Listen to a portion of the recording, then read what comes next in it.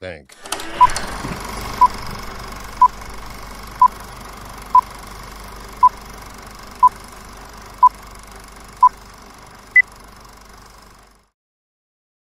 We are Brightside Theater.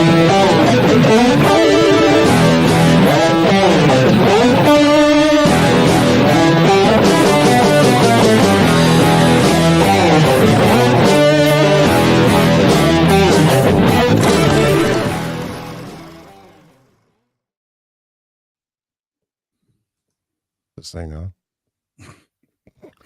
Hey, home theater nerds, welcome to the Brightside Home Theater Podcast. The Home Theater Podcast, it's all about the experiences, the sights, the sounds, the scenes. just threw Steve through a loop. Yeah. It's like, Makes me laugh. check. check. Supposed to do that before you hit record.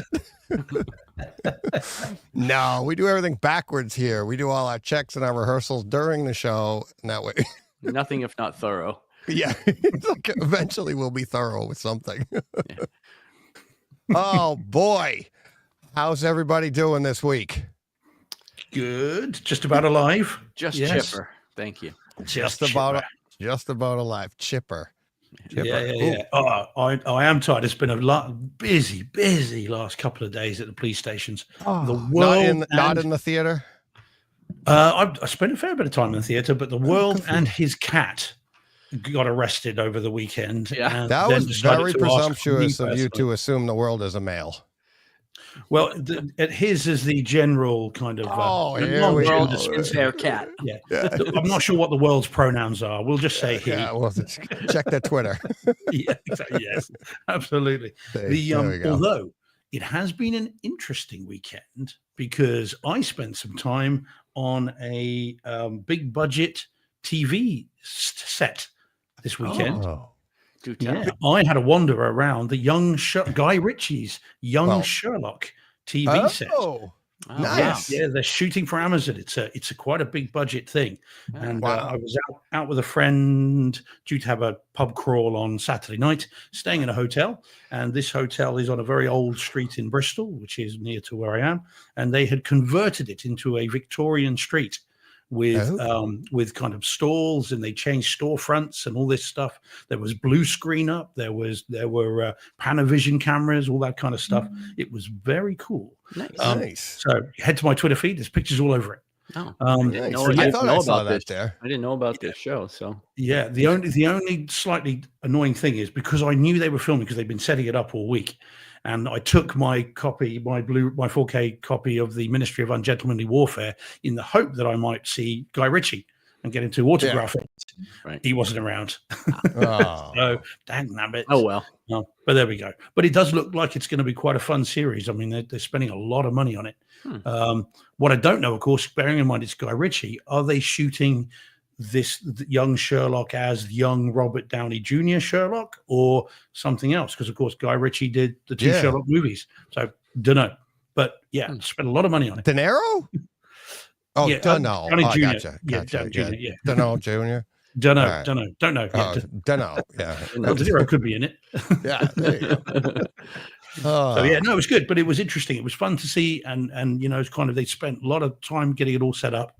So I got to wander around it for a whole evening and the next morning, and they were doing rehearsals. Talking about rehearsals, Deej, they were doing rehearsals before they started shooting, and yet we were allowed to just wander right through it. Wow. It's a right of way, so they couldn't stop you. You're all extras.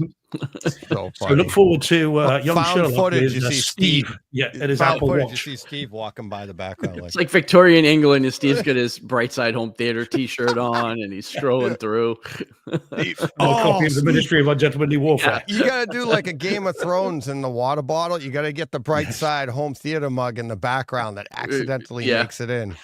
Mikey Schramm tried to do that. He tried to do that to Youth Man. Oh, really?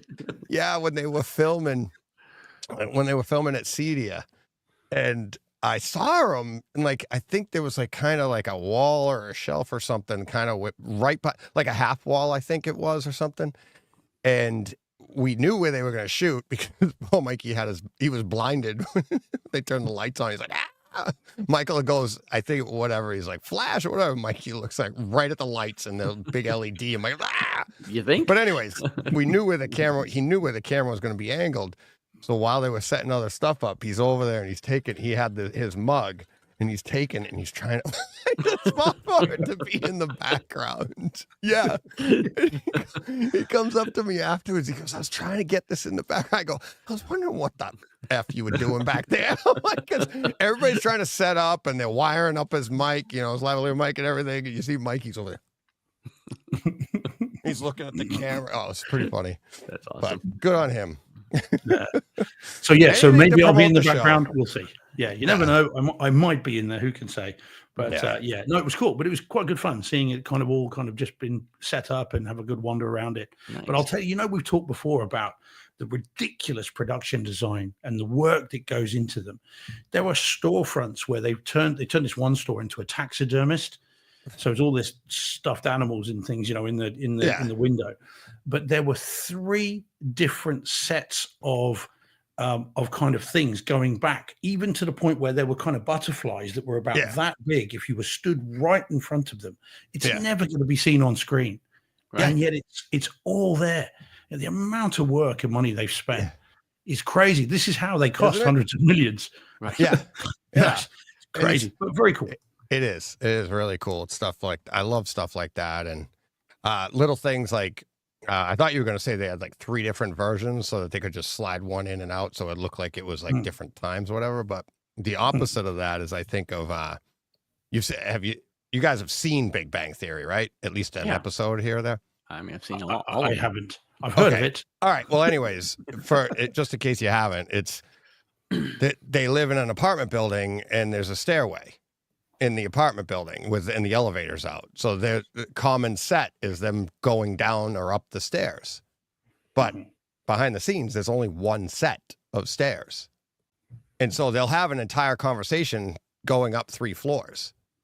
But what's cool is like, here they go up this set of stairs, cut, and then have that now they reset the set so it looks like the 2nd floor, reset the set so it looks like the 3rd floor, and then you edit it all together and it looks like Wouldn't it have been cheaper just to build 3 floors? You would think no, because you're over also the course of 10 years of filming. But you're also confined to space on a set. I guess, but. Right? And it's just easy. You just go bang, bang, bang, and it's like, and they're actors, so they know what they have to do. It doesn't have to go in order. It's like when I was growing up, I thought you filmed a movie like in sequential order. Right. And like one of the first things that blew me away is like when you hear the extras or whatever, and you'll be like, yeah, we started filming on the final scene, but that was day 1 of shooting. Right. You're like, what? How do you do that? But it's like, no, it's pretty cool. So, but it's little tiny things like that. The perfect example of the movie magic via editing like that is A New Hope, of course, because at the end, when they're shooting everyone getting kind of into the ships to take off to go after Death Star, they only had one. And they shoot it from different angles. Yeah. And so it looks like there's all these different people getting into these things. And it's just with a single one with a slightly different angle. And they just shot the same thing over and over again. Edited all together. It looks like there's 50 of them. Yeah. It's very, very cool. Isn't it cool? Yeah. Like that. Yeah. It's like, but to John's point, it's like, it just seems so time consuming. Like it feels like it would have been easier to build more and shoot it all really quick. But that takes time to build more. Right. And it's like, but it's like on shooting day, it's like, all right, it's going to take forever to shoot all these, but whatever. But that's what I liked about even Rogue One is you had all that stuff. They had extra footage and stuff. We got a bunch of comments on that too. Here's a couple of them. Gurinder on last week's show, he's like, the Darth Vader scene was like how menacing I imagined Darth Vader as a kid, which I thought that was a great comment because Vader was so menacing to people like us because we were, like John and I were 7 and it's like, but he really, when you watch, he's really a pretty tame villain. He never does anything, but he was the scariest person I ever met. It's like, but I didn't meet him, but you know what I mean? It just the presentation of him, but he had never really did anything. Right. But then you get to see that final scene in Rogue One and everything before that, of course. And then this was from Erod 9088 on YouTube. It says Rogue One is the best Star Wars movie, and it set up Andor, which is the best storyline of the entire franchise. And yeah, it's just I felt, I don't know if it's the best Star Wars movie. I don't know if I'd say that, but maybe one of the best stories, because I love the creativity, like I said last week, Steve, of how it answers all the crap people gave. Like, why would you build that weakness into a Death Star? How did they not know that? And they're like, here, hold my beer. I'll sell this one. Yeah. I don't want to be. I don't want to alienate people and be controversial. Uh-oh. And Please I definitely do. like Rogue One, but that take is such the lazy parroting Star Wars bro take. Because if you listen to any single person on Which take? social media talking about the only good Star Wars to come out in the last 30 years is Andor and Rogue One, and everything else is garbage, you know. And to me, that's I don't know. I hate that perspective. Now, if that is legit your favorite Star Wars movie, that's fine. Yeah, But I read that in every single post about Star Wars online, talking about anything new Star Wars. So you know, everything sucks except for Rogue One and Andor, and those are the only good things that you But- know. yeah, I'm glad we brought this up to this week, because I was hoping you were there last week, and it's one of the things that I noticed, and I hadn't noticed it before, but I think maybe it answers the question why so many people are saying it that way. Rogue One is literally the only Star Wars movie built or made for the fanboys from the 70s. It's an adult Star Wars movie. There's no Jar Jar, there's no Ewoks, there's no cute cuddly things. It has adult humor in it. It has like adult innuendo. It has a lot of stuff to it. You know, the whole Lando and what's the name of the robot? You got all that going on. No, you talking about Solo? You're talking about Solo, or are you talking about Rogue One? Oh, that's in Solo. I'm sorry. Yeah. Yeah. No, that I watched. I was going to say, what I missed that. Yeah, bit. but that one too. But that one I didn't feel. I'll talk about that one later. But that one had it too, but not as good. But no, Rogue One was like violent. It didn't have all of the stuff that all the other movies did. It had a dark story. It had of not happy ending. Spoilers for people. You know, you knew what the ending was going to be. How did they do that? So much stuff, but nothing for kids, nothing marketed for kids. You know what I mean? It was all in answers to the people that grew up with Star Wars, and so they didn't placate to the younger crowd. It was more violent. You saw a more violent. Also, yeah, Darth it's a whole Vader. movie based on a throwaway line from A New Hope. Right. You know, That's which is great. And again, don't get me wrong, I love Rogue One. But, you know, going with what Carl's saying in the chat, I also love all other Star Wars, too. You know what I mean? Like, I don't think Andor and Rogue One are the only good things to come out of Star Wars in the last 30 years. No. You know? Right. I think there's been lots of good Star Wars. So I don't even think Rogue One is the best thing in Star Wars. I don't either. I like Rogue One, but I don't think it's the best thing that's come out. You know? No. No, I mean, and I like Andor, but I like again, Obi-Wan. I loved Obi-Wan. I love Ahsoka. I think Ahsoka is the best thing to come out in the last, probably the character itself. How much Ahsoka has done. Oh, as a character to the lore? Yeah, I mean, she's the biggest thing. I mean, she's I guess other than Anakin, you know, she's the most fleshed out character in Star Wars, period. Right. I mean, nobody has more story than Ahsoka. Right. Again, with the exception of probably Anakin, but well, Anakin is what it's based off of. That's the whole story, right? From beginning to right. Yeah, I mean, all of Star Wars Skywalker saga is all him. Anakin's story. Right. But. And they're having a hard time getting away. Like they wanted to end the Skywalker saga there and do other Star Wars stuff, but it's so hard to do because it's the thing is everybody says they want that. Everybody says they want that, but every time they try to do that, then everybody complains mad that they don't want that, you know? Right. Well, that's what the Acolyte did, wasn't it? It's like we're going to thousands of years before Star Wars, you know, before Skywalker's. Yay! What do you mean? There's no Skywalker in it? Right.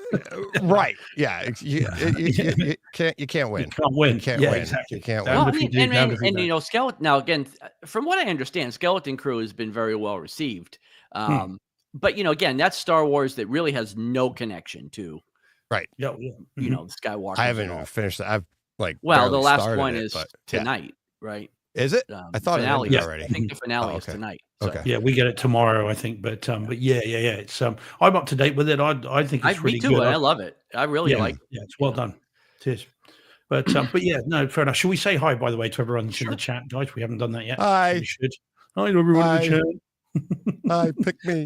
Hi. Right. So the first one then is StreamYard. Who's the StreamYard? Oh, well, whoever Wait, they what? are. Right at the very top. First comment, StreamYard, live viewer comments.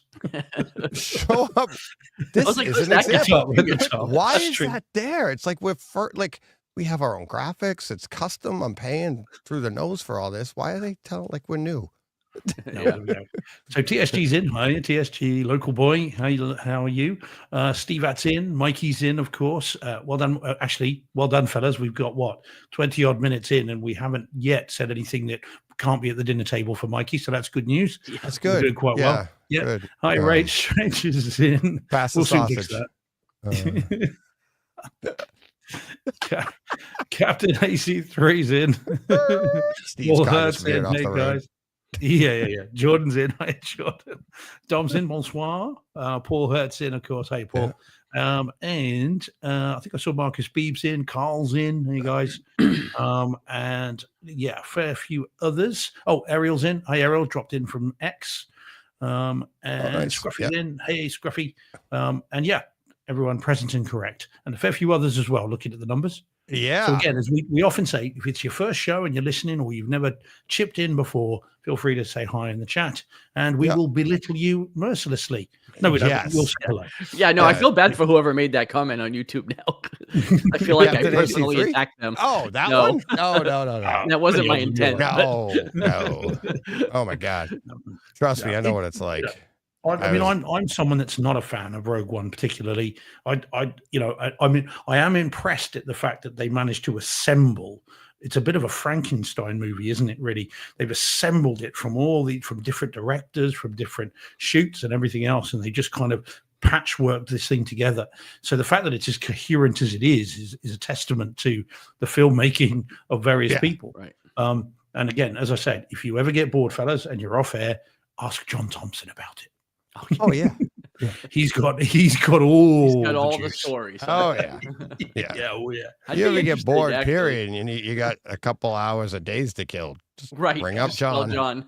Yeah. Oh yeah. With that one in particular. I actually, our last conversation, I think he had to hang up on me. So Oh, high really? five. Yeah. Well, what did you say to him?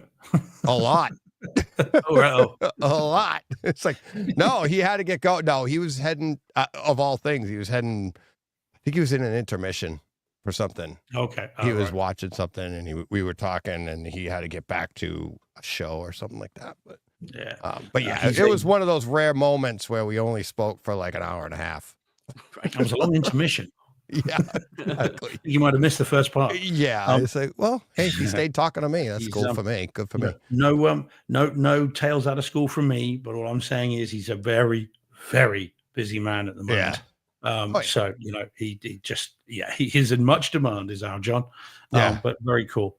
Oh, I was watching. What the heck is there's a new movie coming out? Oh, it's a horror movie. It looks like it's right up your alley, Steve. I forget the name. Wolfman. No, not that one. But that's yeah, we'll talk about that one later. Anyways, it's from, they said, you know how they put up flashes up like from the writers of blah blah blah whatever. It said from the set designers of. Yeah, exactly. Well, one of the cards up or whatever, the words that flashed on the screen momentarily said, from the unhinged writers of such and such. And I was like, oh my God, did Carl write this? Yeah. Oh, okay. Ooh. And I was like, I had to back it up. I was like, wait a minute, did Carl write something? I'm like, I thought he would have told. I'm like, is he got a movie coming out? And I'm like, oh, and I thought it was from the writers of Unhinged. Yeah. Right. But it was from the unhinged writers because it's some like horror movie coming or something. I was like, son of a, I was gonna get a hold of him and be like, why didn't you tell me? Oh, because you weren't, you are unhinged, but you weren't one of these unhinged writers. Yeah, that's it. Now what he said was Chopper, sickin' boy, but what I heard was Chopper, sick balls. Someone was talking about it over the weekend, Oh, and I've just had God. that in my mind ever since. Stand by Me, just awesome. Anyway, Yeah. so, There you go. All right. Oh boy. All right. anywho, yes. So there we go. Anywho. Anything else? Oh, Patreon today. We will be doing that after show. Somebody might be dropping in. Who knows? I don't know. You never know who's popping in on those. So, and Steve's like, I didn't say anything. It's not guilty. Steve. Not guilty. But yeah, so Patreon chat immediately following the show for people that are interested. And for patrons that are interested. If you're not a patron, all you got to do is go to patreon.com/Brightside Home Theater and become one. And you can join the chat. Great chats. Last week we talked till like 9:30, like 2.5 hours after the show. Who Yeah. was in that chat, Deej? Because that's like let's see. We had Jack was there from Australia. Paul was there from England. I think Dom was there at the beginning. I believe Carl. It's hard to remember exactly week after week. We have a pretty good turnout every week. But yeah, it's funny. It's like I'll be like, I'm like, oh, I was represented here, and here around the world. It's pretty cool. So, but yeah, Jack was in, and it was like we were like, what time is it? He's like, it's 11:30 in the morning. Wednesday, I'm like, yeah. Oh yeah. And I'm like, oh, so you're like, if he's listening right now, he's having breakfast. He gets up and has breakfast and listens to our show. So I'm like, oh yeah. He still hasn't sent me the lotto numbers from tonight though. So yeah, and still I've been waiting. yeah, I've been waiting. So, but yeah, I was trying to think of who else. Yeah, every week we get the regulars, we get the and we get a few new people here and there every now and then. So John wasn't there. John Mensor, he's usually in. He wasn't in last week, I don't think. But yeah, it's a good turnout. Nice. And it's not all home. It's very lit. No, it's home theater, but it's like anything and everything, just hanging out and chatting. So good time. Good time. I live for the day when I don't have to get up at stupid o'clock the next morning so that I can join in one of those. Well, to what other people, I live for the day that I can do it at a time that's more accommodating to everybody. It's like, but we got to, at some point, especially where everybody around the world is wanting to join in. There's no one time. Yeah, exactly. It's like, and all I can do is what I can do. So yeah. That's all we can all do. So I appreciate, like, even Dom gets in, he's an hour behind or ahead of you, Steve. It's like, yeah. So he's even later and he hangs out for like an hour or so, So no excuses, Steve. I don't want to hear it. Fair enough. Point taken. No. I am in my place. Thank you. Yeah, exactly. Look, I'm quite happy. Good job, just take a camera into the bedroom as I drift off to sleep. You just carry on. Oh, hey, it's Brett. It worked for Brett. So it's like, you can't go wrong there. So all right. I got a little bit of a here we go. Ooh, update. Yeah. And this is reminded me of you, Steve. So I'll get to that in a second. But yeah, if you're watching on YouTube with images of the house, we've got some major excavation going. As of right now, this picture was taken a couple days ago. Septic field is in. Oh yeah, we're getting snow off and on around here. Septic field is in. My driveway is no longer a driveway. You see all that dirt there. It's like killing me. But yeah, so that's the septic field. Those are extended out today because it's going to go all the way to the end here, you see. But then we also have, that's the electric. It's not connected yet, but that was the electric box of the house. And that's it running from the pole. There you go. See, isn't that nice? So we trenched it all up and everything like that. So, but this right here is that pile of dirt. It's even worse now. It's like it just completely decimated my driveway. And I'm already like, all right, I can get some fresh stone, put it down. Cause I'm like, my ADD, OCD, whatever you want to call it. It's like, I got to neaten this place up. It's messy. It's like killing me. And I was thinking of you, Steve. I'm like, oh, I got to clean the driveway. It's already a gravel driveway and I've got to clean my gravel driveway. I couldn't.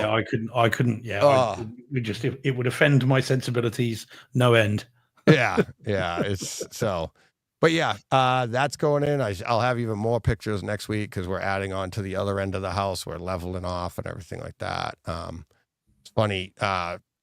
People were like, how are things going? And it's like, well, I'm back to like normal headaches because my buddy's the one doing the excavation. I got a new guy doing the excavation. He's my buddy I play hockey with. And my electrician, we sent pictures of the trench over a week ago. Okay, so this was last Thursday. So last Thursday, I get a text from him. Everything looks great, but yeah, we need the trench at the house. We need it moved over to the left, and we need the pole dug away. We need it dug away at the pole so we can join to the pole. And I was like, well, the house has already been done because he's looking at pictures from over a week ago, the previous Monday. And you asked us to do that then, so we did that. And the pole we'll get to, I said, the excavators will be back on Saturday to take care of the pole. And he wrote back, I forgot the most important part. At the final thing in his text to me was after he said what he needed done, he goes, and sorry for the delay. I've been on vacation for the last week and a half. Okay, no problem. I tell him they'll be there Saturday to take care of the last few feet to the pole. Well, this is ridiculous. I need it done now. That's the text I got back. I'm like, what? And he's like, my guys are going to be there tomorrow. I need that dug away. This is ridiculous. It should have been done already. I'm like, what? I'm like, I didn't even have to talk to my excavator. I know why you don't dig all the way to the pole, because if you do and the pole falls down, we're screwed. Because it's like we just took away the earth that's holding the pole up. And he's like, we wanted to wait till we knew what he was doing. But I'm like, all of a sudden, my electrician is like, sorry, I've been gone for a week and a half, but I need this now. I'm like, and it was a complete, and now my buddy's like, I'm sorry about this, blah, blah. I'm like, it's not you, believe me. I'm like, I'm pissed at this guy, and he's a family friend. I was like, what the? But at the same time, I'm like, at least I'm mad at normal people. I'm not mad at my family. I'm like, this is the life. This is what it's like building a house. Oh my God. I was like, and I'm trying to say to John, I'm like, can I get out there with a shovel? And it's like 5 feet away. I'd have to dig out because I couldn't even get my tractor in there because it's into the woods. You need the reach of the arm of the excavator. I'm like, I'll do it with a shovel. He's like, Deej, it's like 6 feet deep, 4 or 5 feet from the pole, and it's frozen like ground, 4 feet wide. Yeah, it's like 2 scoops for the excavator, but you'd be there for like 10 hours. I'm like, done it before. I'm like, I just don't want him to be mad. But yeah, so we're back to that. Cool. So yeah, for now, and hopefully they'll have the electric's getting inspected tomorrow morning. And I'm hoping the electric company can now come out and just connect it. And then power. Woohoo. Absolute power. I'm picturing He-Man. Yeah. I have the power. Exactly. So. Yeah, well, I look forward to seeing you in a loincloth on the thing with a plastic sword pointing it at the ground. Well, it is cold out. Oh, my God. Oh, man, there goes my ADD. Yeah. I got to say it. You just said loincloth. I said cold. Family Feud question. A boss takes you on a retreat to a nudist colony. What office supplies do you use to hide your privates? The guy answers, oh, this was asked to 100 men. The guy answers, a pen. Steve Harvey, without hesitation, goes, that'll work for you, huh? I lost it. I was like, how do you go there? like a pen. It's like, he's just thinking of office supplies. Exactly. Yeah, I don't think he heard the rest of the question. I think he just heard office supplies. Roll of duct tape. Yeah, anything. Oh Post-it my God. Yeah, well, that was up Sell there. the, sell the It, no, parrot. yeah, the person that had time to think on the other side when that didn't come up, obviously, he said, piece of paper. It's like, ding, Rolls. that one. It's like a pen. But I love like Steve Harvey was like so quick. So it was like, that'll work for you, huh? Like, there's no way you could be expecting that answer. Not even a magic marker. Like a pen. A big pen. Oh, geez. So, all right. That's about as blue as we'll get for now. Who wants to go first? I don't mind. No matter. Easy like the proverbial Sunday morning. All right. What do you want to start with? This? Or later? Can do. Yeah, can do. Yeah, that won't take long. Yeah. You get, uh-oh. All right. Here we go. Okay. So this then is werewolves, which I saw on a screener. It's a bit complicated. It's kind of been and gone in the US in theaters. I think it came out on digital in the US this week, and it came out digitally here this week. And I had a screener which I saw over the weekend. Yeah, werewolves, as I say. Either of you heard of this? Know anything about this? Yeah. Been champing at the bit to see this? I've yeah, I heard of it because it's been out digitally for a while now over here. Oh, maybe okay. yeah, because I've had it on Kaleidoscape for like a month. I want to say it was out here a while ago, and this is the one that remember somebody said not werewolves, Wolfman or whatever is coming out. This is what I confused it with. Yeah, don't do that. Yeah, no, don't. Because Wolfman, which comes out here in theaters on Friday, is the follow-up from Lee Winnell, who did The Invisible Man. So it's another Universal monster that he's having a go at. Although I'm slightly concerned about Wolfman. I really want to see it. I'm going to see it this weekend. That they're kind of shying away from the werewolf. I'm not quite sure I understand why you'd have Wolfman and then not want to make him a werewolf. Anyway, we'll see. Hopefully it's good. I have faith in Lee Winnell. We both love The Invisible Man, don't we, Deej? Oh, yeah. So hopefully it's good, but I'm a little bit worried about that. Anyway, let's talk this one. So werewolves. Now, by the way, Deej, what format's it in on Kaleidoscape? Is it 4K? Atmos? I believe so. I mean, because it's only kind of Blu-ray, DVD sort of over this side, from what I understand. It's had some, because it looks like it's been self-financed by the director and some of his kind of friends. So they've struck different deals with different territories. So it's a bit kind of a bit weird in terms of its thing. Yeah. So I'll be very interested to know if it's 4K, because that's 4K HDR 10 and DTS Master Audio 5.1. Oh, wow. Okay. Well, maybe we will get a 4K disc at some point then. Okay. Yeah. Anyway, so the movie is this is a B movie with a capital Z. It wants to be an 80s action horror kind of thriller. That's what it wants to be, and it's harking back to those days perfectly acceptably. That's what it wants to be. And the idea here is that a year ago there was a supermoon, apparently, and the supermoon triggered a recessive gene in all humankind, and everyone that saw the supermoon turned into a werewolf, and billions were lost. Yeah, dun, dun, dun.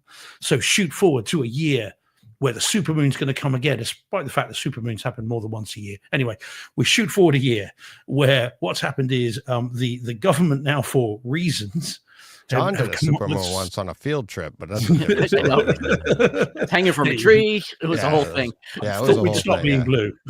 Yeah, exactly. The blue moon. Yeah, it was. Oh, yeah. Well, it was cold that night. Yeah.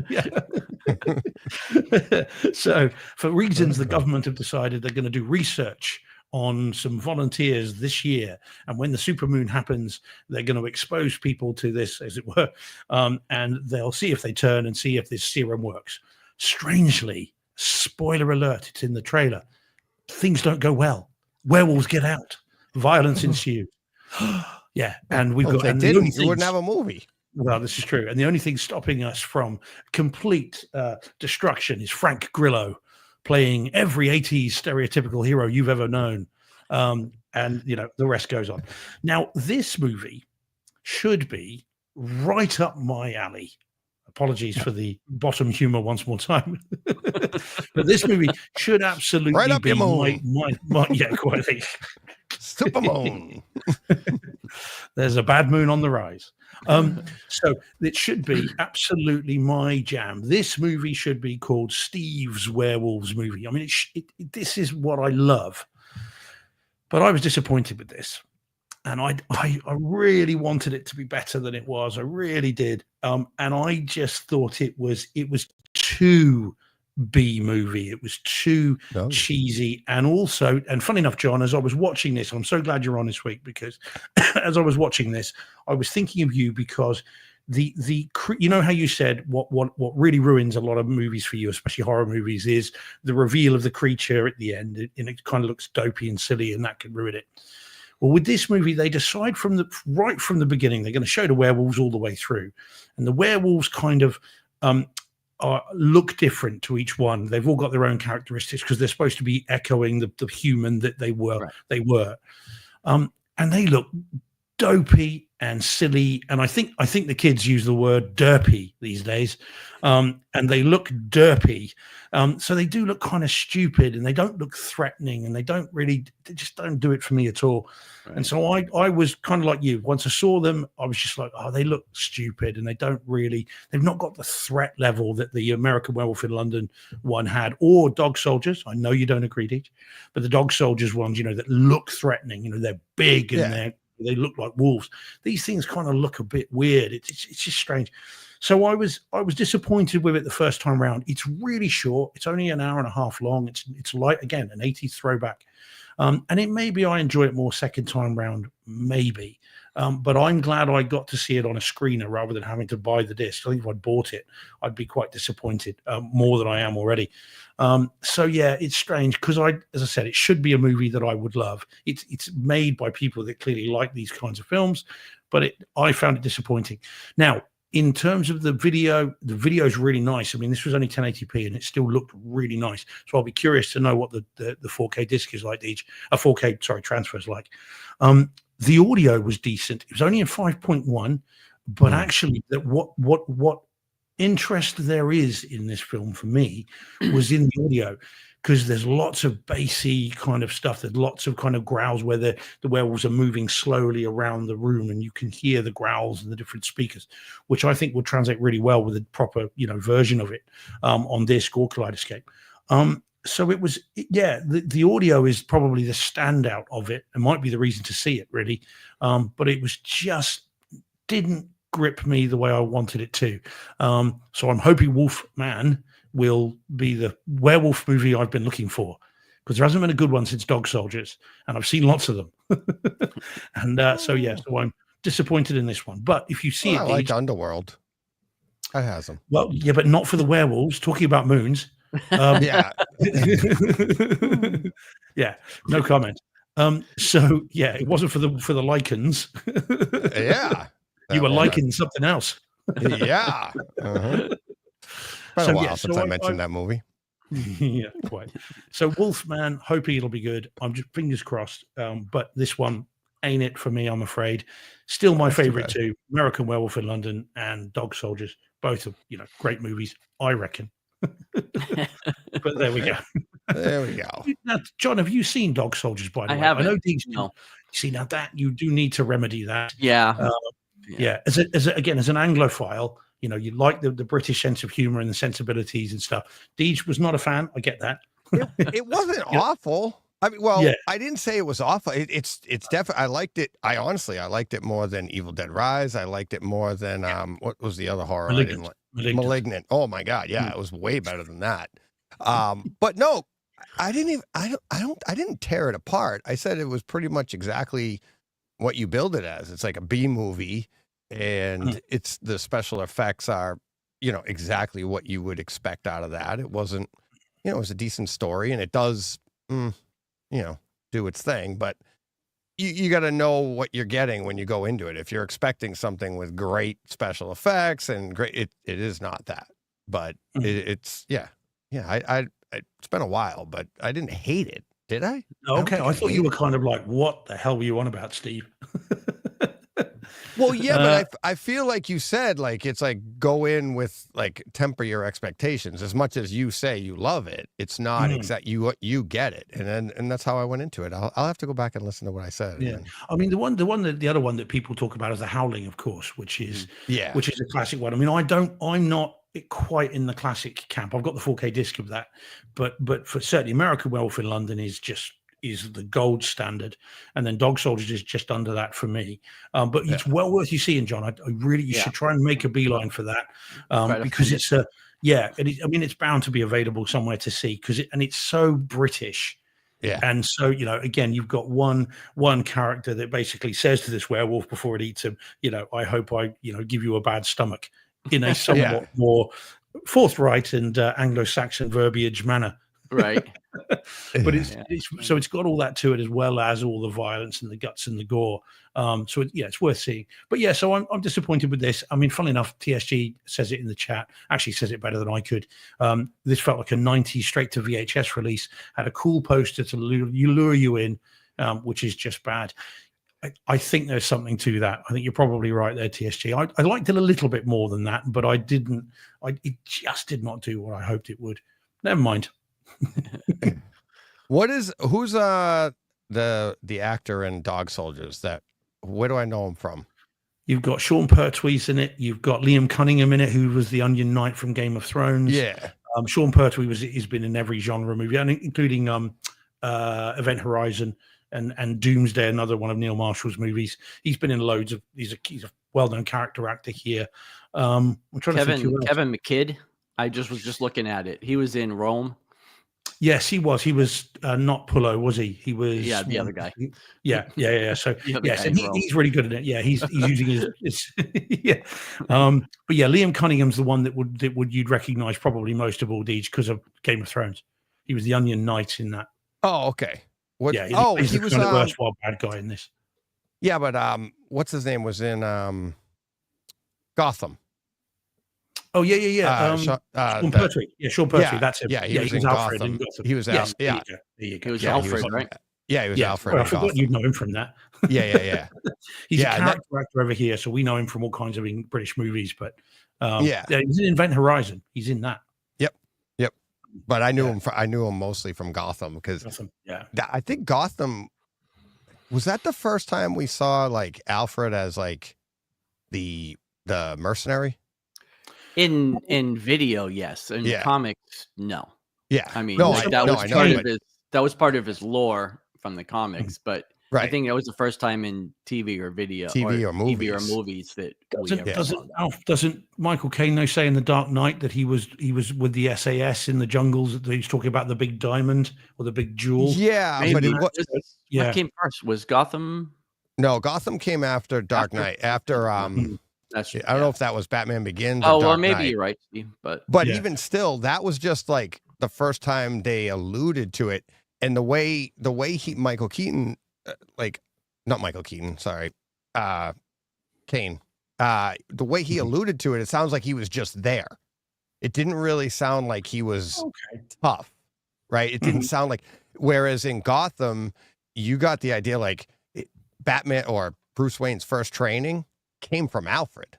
Right. That was the first time that was, there's Michael Caine never was perceived to have been training, Bruce Wayne. Whereas in this one, because it was a younger version too, it was a young Bruce Wayne. Yeah. But this was the first time, to John's point, like the masses heard that, like, oh my God, Alfred was like, he's a badass. And it was pretty cool in the show too, because he did do a lot of that. It's like he was the one going around kicking ass on the show. So he's a great actor, Sean Pertwee. And again, Paul Hurd says this. I didn't mention this, Paul. I thought about it, Paul, but I'm aware of our audience, Paul. So this is saying, so Sean Pertwee is John Pertwee's son. John Pertwee was in Doctor Who and was also in a series here called Wurzel Gummidge, which you guys won't have heard of. No, there was never heard of that. But no. And I can see why. It was an 80s sort of kids show. So I'm mindful of my audience, Paul. Come on. I do know Doctor Who, but I don't know. Yeah. When was the last time you guys would have seen Doctor Who, though? 70s, surely. You wouldn't have seen it recently, would you? What? John watches it. Yeah. I watch it every. My daughter loves it. Yeah, my Oh, I daughter watched it on loves it. Christmas Day. Okay. Yeah. All right. All right. All right. Well, I Yeah, yeah, yeah. apologize. Yeah, yeah. Because No. I'm a big the last Doctor Who. time I'm a big Who. I saw it Who yeah. was the last time I saw it, Tom Baker was the Doctor. Oh, no, I've seen all the current. Yeah. And now I've not seen the old, like a lot of the older. I came into it with the new stuff, like the Hmm. Russell Davies and whoever the other. I Hmm. can't remember the other guy's name that's doing it. Stephen Yeah. Moffat. Yeah, Stephen Moffat. Yeah. Mhm. I came in with Sherlock. Chris Eccleston, and Mm. that's kind of where I came into Doctor Who. But And that's on what BBC America then, is it? Is that where yeah, they're BBC America. Now it's Mhm. Disney. I mean, Disney owns Oh. it here. Yeah. Oh, okay. Oh, no. Well, there you go. Well, I apologize. You see, I didn't realize that. I thought, Doctor Who, I didn't realize traveled obviously yeah? throughout the galaxy, but Oh, I didn't yeah. realize it traveled across the. Oh, yeah. Oh yeah, it's pretty yeah. big here. Yeah, he's actually pretty Okay. big. All right. Yeah, Fair enough, back there on you go. chat, Meg, my daughter, and John were trying to talk me in. Get it? Oh, you'd love it. Like Meg was telling me all about it, and she got into it in college, and I was like, I mean, it just it's never got its stuck with me. moments. It's campy for sure, but Mm. there's, I mean, I could throw a dozen episodes at you that you would absolutely love, but Yeah, you week said in that and too. week out, it's not always the highest quality TV, but I still enjoy it. Yeah. We've got guys. If you want to start throwing shade at Paul Hurt, he said the Yeah. Yanks love Doctor Who. I- I got asked endlessly when I like Doctor Who the last time I was in Baltimore. And Oh, get this, God. along with I love your Monty Python. Your Monty Python. Jeez, your money. Yeah, my introduction to like British TV was Benny Hill. Same. Oh, now that tells me a lot about your sense of humor, guys. which is That's what I my like about dad. that. Like I'd go down and like he's watching TV and be like, We used to have to sneak Benny Hill. Yeah. yeah, I would just walk. Yeah, you'd be standing in the doorway behind him, like, oh, Funny enough, I could watch it at my grandparents' house because they did not police at all what we watched on TV. So yeah, I'd be in the afternoon at like 4 p.m. watching yeah, Benny Hill at my grandparents' house. yeah. It's funny how grandparents do that, isn't it? I mean, Yeah, we were they talking took grandparents me to before the see show. Eddie Murphy Delirious when I was like, I don't know, not Delirious. What was the one before? Raw Raw. Raw came second. No, Delirious Delirious was first. Delirious Yeah. was the first one. When I was like 12 or whenever it was. Yeah, I remember my grandparents from my dad's side. I never met my grandparents on my mother's side, but my dad's side, they were very religious, sort of, not ultra conservative in the American way, but very conservative and Christian in the British way. And so they I remember in Spain they came out and we had some videos. This is how long ago it was. And we had some videos and they watched about 20 minutes of Dirty Dancing before turning it off. And because they were appalled at the sexualized dancing that was on it, they were disgusted by it and turned it off. Wow. The next day we put on Commando and they loved every single second Really? of that film. Yeah. Wow. They watched it. They were cheering and clapping and everything. And yet, Dirty Dancing, hell no. Commando, hell yeah. yeah. You take a guy's head off with a saw blade. That's Imagine- okay. Imagine me in the theater with my grandparents watching Delirious. Oh yeah, They had no idea what they were in for. yeah. Oh my God. Yeah, I don't and know that's what the was- one I where don't he know, what were we, tells. like 13 or 14 when that came out. I don't remember what year it came out. No, but- Raw came out in the theaters in the 87. mid '80s. Yeah, so Delirious would Would probably have been, like 83, 84 probably. yeah. right? yeah. Delirious So I was was- the red jumpsuit, the Yeah. red leather, and 13 or Raw, 14 years yeah. old watching Raw was the black and blue. Yeah, it. Was yeah. great. It was, and that's the one where he told the joke for the little kids in the audience. Yeah. Right, like a bear and a rabbit, lion? Yeah, Bear and a Lion? Rabbit. bear and a rabbit, crapping in the woods. You have Yeah. any? Oh yeah. You have a problem with poop sticking, Sticking to in your fur. Yeah, nope. So the bear wiped his butt with the with the rabbit. There you go, kids. Yeah. It's a joke for you. One for the school. There you go. Oh, all right, John. You ready Yes. for this one? I can't see. Don't do that one yet. Oh, Do my other one first. which one? This Yeah, one? looking for- yeah. And it doesn't matter. Yeah, that's All right. good. Yeah. Because I have story time to tell. So Oh, jeez. For this one? yes, Really? Yeah. All right. not about the movie so much as the delivery system. Oh, here we. Well, that's what the show's all about. Let's get to Makes all it. the difference. Yeah, I don't think it's about the. Here we go. All right, so strap in, everybody. Once upon a time. going to tell a little tale. Are you sitting comfortably, children? Then we'll begin. So, but for those that are on audio only, I will disclose the movie so they're not sitting here for 10 minutes wondering what it is. This is A Quiet Place, Day One. So I wanted to mess around a little bit with a mini Plex server in my house to see if that was something that I wanted to dig further into.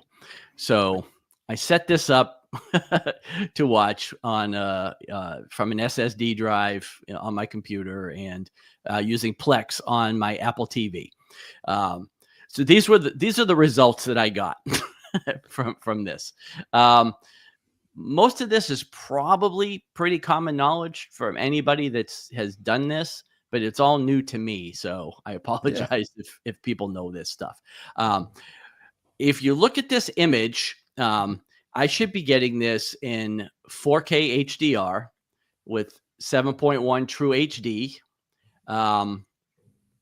and which would be Dolby Atmos for this film because that's what it is. Yeah, that's what it is. What I discovered was that the Plex app on the Apple TV box does not decode Dolby Atmos. It will only put in 7.1 audio and will upmix to Neural X. I didn't know this. So I went to watch this. I watched a minute or two of it. I realized I wasn't getting Dolby Atmos. I paused it. I went to Google to try to figure out what was going on. From my cursory Google search, I discovered that the Infuse app on Apple TV will play Dolby Atmos. So I downloaded that, paid my $13 for my year-long subscription, and went to play this movie. So in the 5 minutes I watched this on Plex, I noticed that I was getting Dolby Vision, but I was not getting Dolby Atmos. So I popped it on over to Infuse and I started watching it again. On Infuse, I was getting 4K, but I did not get Dolby Vision. And I was not getting Dolby Atmos either. So I paused. I went back to Google. The beginning is great. And I found out that Infuse will play Dolby Atmos, but it will only play 5.1 Dolby Digital Atmos, which is kind of the lossy codec that you get from streaming, and not true HD Dolby Atmos. Yeah. So, anyways, I figured out that was with the limitations that I had. That's what I was going to get. I was going to have to pick one or the other, whether I wanted Dolby Vision, whether I wanted lossy Atmos, what I wanted to do. So what I decided to do was watch half of the movie in each app to see what I liked better. So watching it on Infuse, I got 4K image. I did get lossy Dolby Atmos, but I had to crank this thing up like I was watching Disney Plus. Like I was at plus 10, I think, before I got any kind of real punch to the Atmos.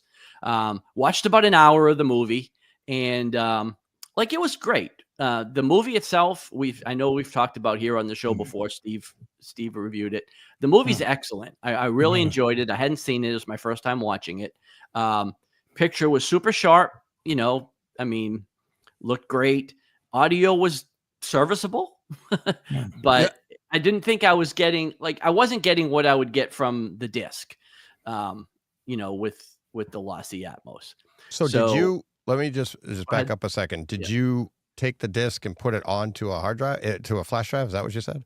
I'm not going to disclose where the source came from because I was asked not to. But yes, it is a rip of the. It is a direct rip of the disc. Okay. I have a SSD drive that's got an assortment of movies on it that was provided to me. And that's all I'll say about that. But suffice it to say, I don't have the disc to compare it to. So I wasn't able to do a third test with this. So anyways, I watched the movie till about halfway through and I said, okay, now I'm going to switch it over to Plex. What I found interesting that I liked a lot that I didn't know was going to happen is that when I hit play on Plex, it picked up right where I left off. Like it didn't make me start over again, which I thought I was going to have to do. And so that's really cool for being back and forth, because like you can just go from one app to the other at the same scene, right away. But anyways, I switched it over to Plex. And like it came alive.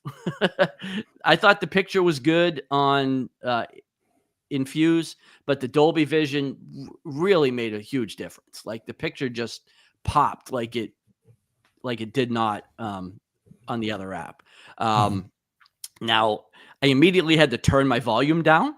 Oh yes, because I was at +10 and I had to get this back, because even though I wasn't getting Atmos, I was getting pure HD audio at lossless. reference at +10 reference level. So it was loud. And I really enjoyed the back half of the movie more. Could also be that the movie is designed to build and you're supposed to like the back half of the movie more. But I mean, I thought the presentation though was much better with Plex than it was with Infuse. The Dolby Vision made a huge difference.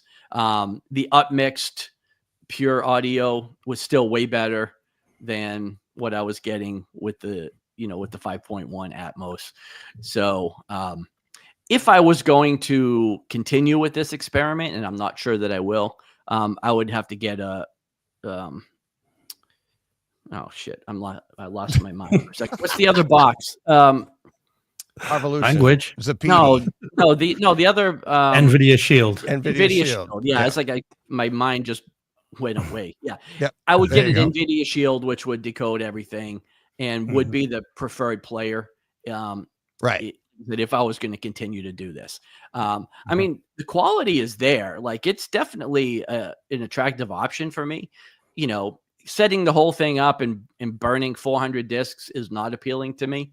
But I did like having, I have, like I said, 13, 14 movies on the Plex server. And it is nice to be able to jump back and forth between them without having to, get up and put in a disc or do any of that stuff. So,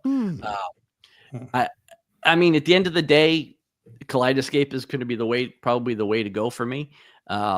Because especially with the Strato V and the cost of that, the cost of setting up a good Plex server is not that far away from the cost of just buying a Strato V at this point. So, well, that's the thing. That's probably what I'll do, but I have time on my hands right now. And I wanted to mess around with this a little bit to see what kind of quality I could get and, what I was missing. So again, going back to the presentation, I can't tell you exactly, like I didn't watch it in its purest format on disc with Dolby Atmos or anything, but I was still pretty impressed with the presentation of the movie and the upmixed audio and the Dolby Vision. I mean, it was great. I still think I prefer the original movie more. But this was a pretty solid movie. I did enjoy it. So, Oh man, I'm so glad you reminded me, John, because I think as much as I really, really enjoyed this, I think I'd kind of forgotten that. And bearing in mind what we're going to be doing next week, I'm so glad you reminded me that this exists. Because I've got a funny feeling this might have just sort of gone under my radar. But yeah, no, I really enjoyed it. It doesn't make a lot of sense.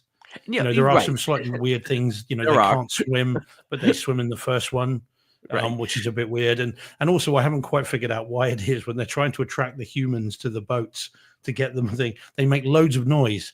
So somehow you've got to get through this line of aliens to get to the boat.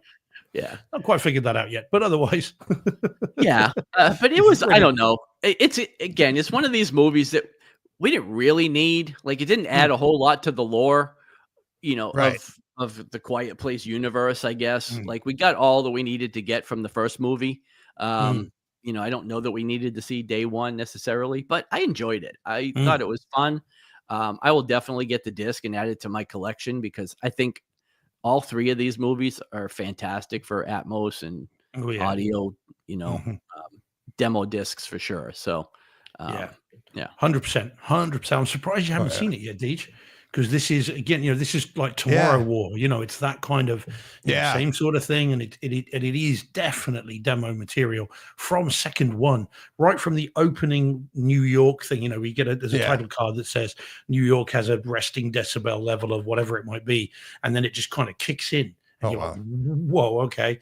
So it's really, really cool right from the beginning. So yeah, I'm surprised you ought to see it for next week, did you? I'll try.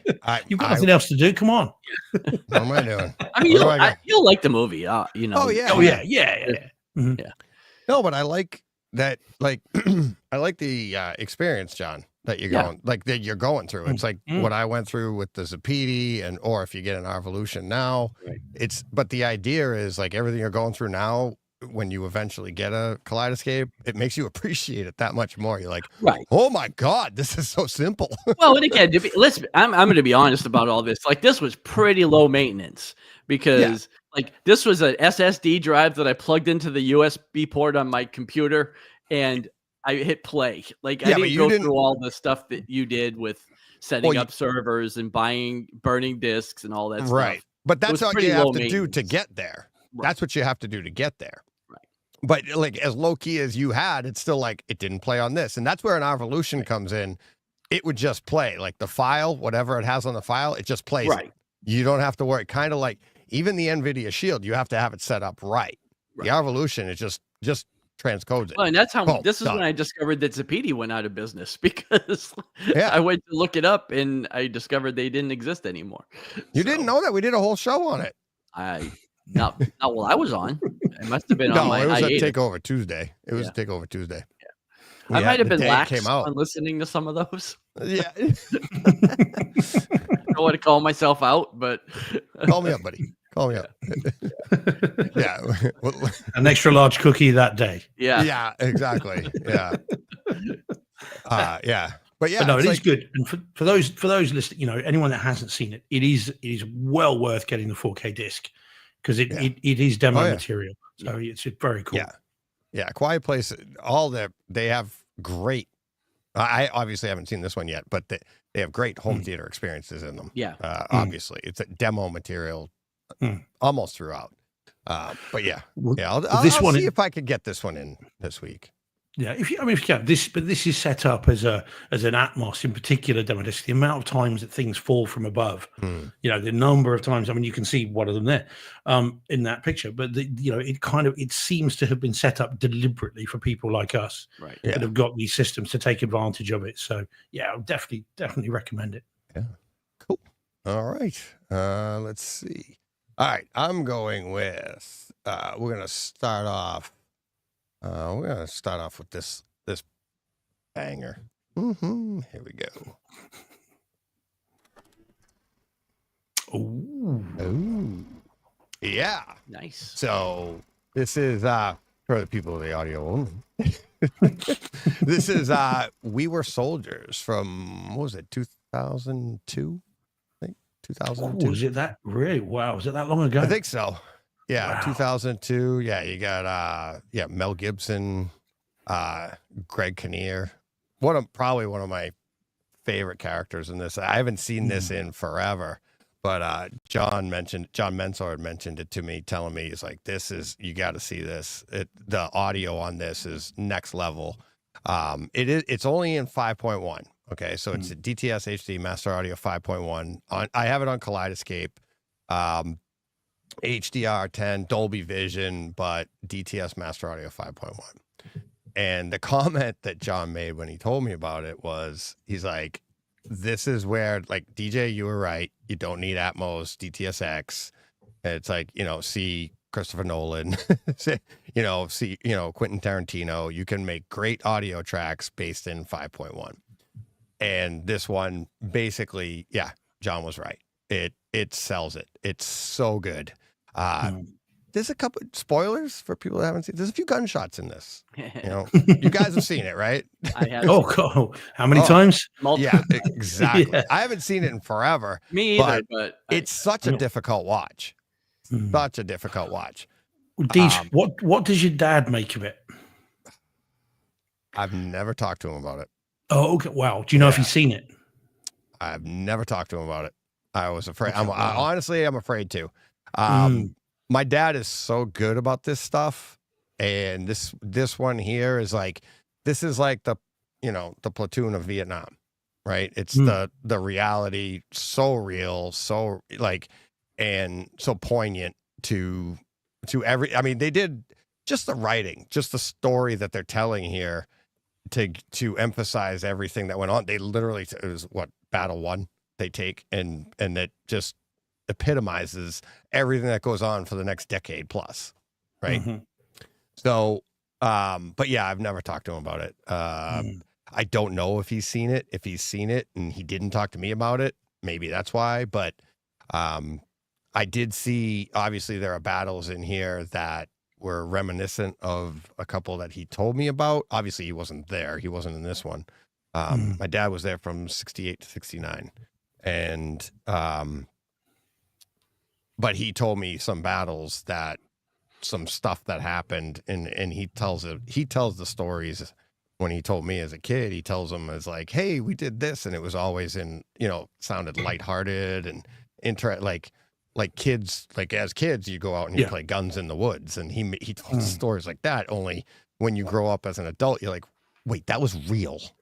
Like, like, wait a minute. So, and this movie is just ridiculously real, right? Yeah, and it's sick. Like every time and that's why I haven't seen it in a while, but every time you see it, it's like, we always think of like, well, not Platoon, I'm sorry. Saving Private Ryan. That's what I meant to say earlier. Saving Private Ryan, you have the beach at the beginning, but then the rest of the movie is them doing their thing. This is like the beach scene throughout the movie. Whole film. Yeah, you're just waiting for the next wave, literally. I mean, they're not on a beach, but you're waiting for the next wave, right? Yeah, ridiculous gunshots, ridiculous explosions, ridiculous. I mean, the sound in your room, it is, like John said, it's like the way it moves around the room, the way it fills the room, the way the explosions and the bass lands on one side, but you feel it's scary. It's, it brings the emotion, but then also you have the part of the story when they come back to the States, and now you have the ambient sound of that, and how that toys with your emotions, right? And like you have, obviously the wives doing their thing, and it's like, so not only is a story tearing at you, but then the audio is doing the same thing, whether you realize it or not. And that's the dynamics of what this movie is, and what makes it such a difficult watch. What were you gonna say, Steve? Yeah, well, you never think of the words "broken arrow" in the same way again. When you hear him say that, you just like, and talk about a scene of utter horrific kind of scene, and yet it is incredible.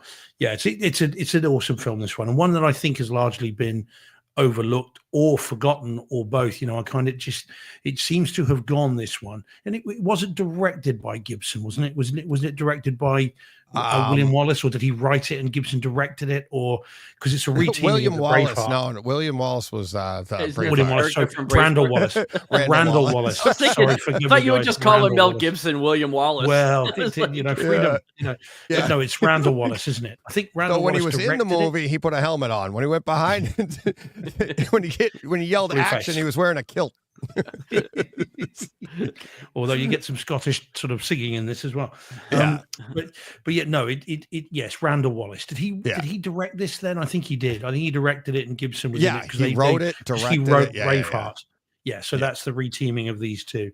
It's an incredible film. But this is what I was asking about your dad, because I mean, it must have been a completely different experience for someone who was in this kind of environment, if not this actual battle.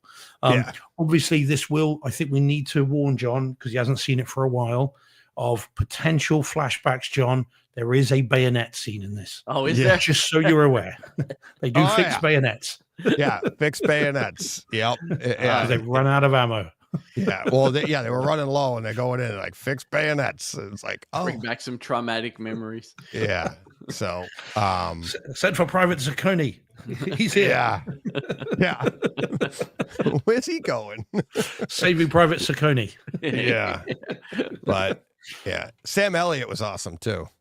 Yeah, he's a Well, force of nature. he in this, always isn't he? is, right? His character and the person he plays in this, it's like, if any of you Morning, call me Sergeant. Grandpa, if any of you call me Grandpa, I'll kill you.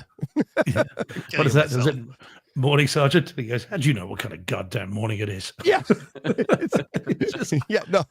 Yeah, And he he's tried great to in say it. something the second time. He's like, what are you, a weatherman now? Like, oh, he's awesome. He's awesome. Yeah, it's a good film. It's good. Madeline Stowe, isn't it? She's the wife who's in this. Yeah, I mean, and a like young you say, Kerry it's just as Russell, too. poignant. Yes. Young Kerry Yeah. Russell's in it. It's great. It's a very good film. But like I said, I think it's largely been forgotten.